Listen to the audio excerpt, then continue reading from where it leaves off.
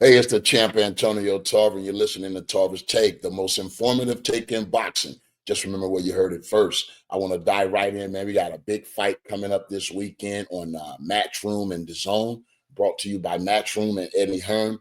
It's Jaron Boots Ennis, man, looking to defend his IBF welterweight championship against another champion, the WBA champion, Elmantis Stanionis, man. And this is going to be a good matchup, but I believe Jaron Boots Ennis has seen guys like Stanionis. In fact, his last two fights with Karen Chahardrian and also David Avanesian really prepped him for this fight. I believe when you look at what Stanionis brings to the table, I think he brings his heart, his attitude, and his aggressiveness, just like Karen Chahardrian did, as well as Avanesian. So he's been, he's faced guys that's coming with that energy. They always feel like these tough European guys really give these slick American fighters, a lot of problems. You know what I mean? But I think it's one of these will versus skill type of fights that if skill hasn't prepared, then it gives will a better chance to win. And I don't think we're going to have that situation because I believe Jaron Boots Ennis realizes, his position right now. He could be, two fights away from becoming the undisputed welterweight championship champion, and that would be a major feather in his cap. He's been looking for the bigger names, the biggest stars, but newsflash, Jaron Boots Ennis, you might be him, bro.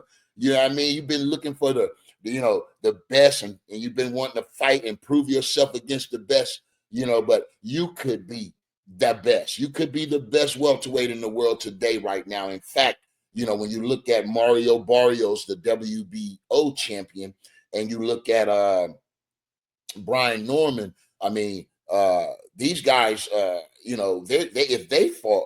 if those two guys fought, then it really sets the, stage for the winner of this fight to fight the winner of Brian Norman and Mario Barrios and to become undisputed. I think that's getting the business done, man. But when I break down this fight, I believe Jaron Boots Ennis coming in is going to have to really, have that jab working, to really give him the distance that he's going to need to work from. I think as long as he on the outside, giving this guy, all the skills and all the talents, keeping him on the end of your punches, and using those beautiful flashing combination punches that you're used to, delivering. But don't forget about the body. I think that body, Jaron Boots Ennis goes very well to the body. And I think I've seen him hurt a couple guys to the body. I think if he can invest in that body early to kind of slow down Stanionis, because he's going to be coming with that energy. Now, if he chooses to fight in close and stay there and stand there longer than, normal, that gives a guy like Elmantis Stanionis a very good chance in this fight. I say you got to fight the right style. And that sometimes can be challenging when you get in there and you fight the wrong style with the wrong fighter. And it's what we usually call an off day.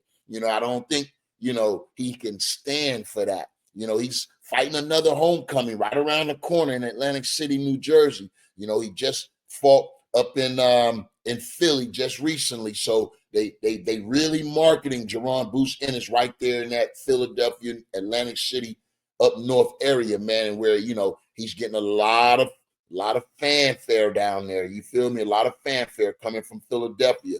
33-0 with 29 knockouts. 33-0 with 29 knockouts, man. He's been the distance his last couple fights with these type of fighters, these stylistic type of fighters. So, we want to see Jaron Boots Ennis step on the gas a little bit, stay in that Eiffel Tower, don't fight down, fight out of your skill and your talent. I think he wins this fight going away. He could possibly stop this guy if he invests downstairs, because when I put, Stanionis' record under the microscope, man, he's 30 years old. Jaron Boots Ennis has a 3-year age advantage here. He's 27. You know what I mean? So here's a guy, again, they moving these European, UK type fighters.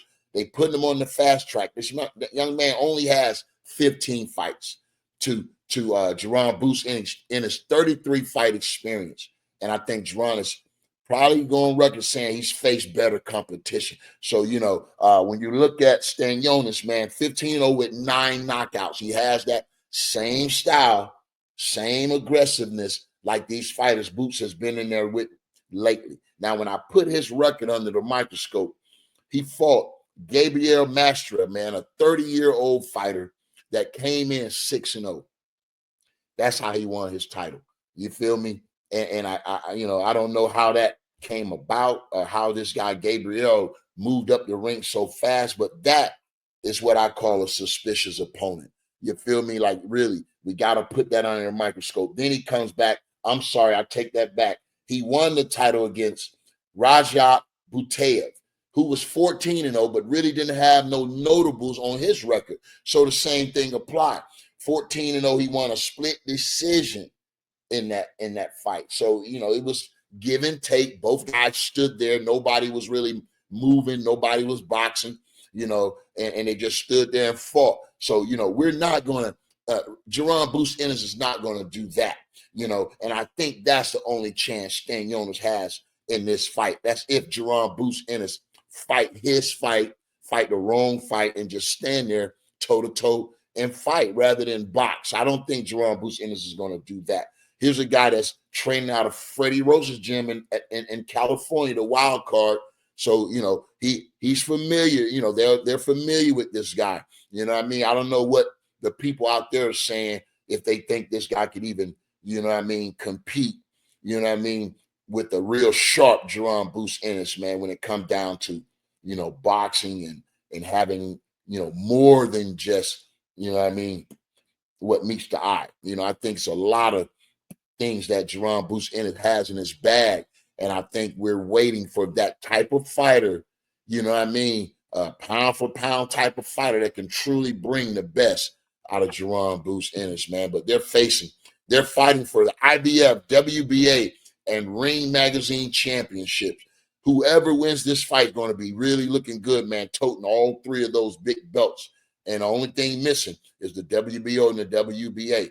So look for us to be looking to crown an undisputed welterweight champion by the end of this year, man. And that would be amazing if Jaron Boots Ennis can claim all the belts. You know what I mean? So there you have it. You've been listening to Tarver's Take, man, the most informative take in boxing. Just remember where you heard it first.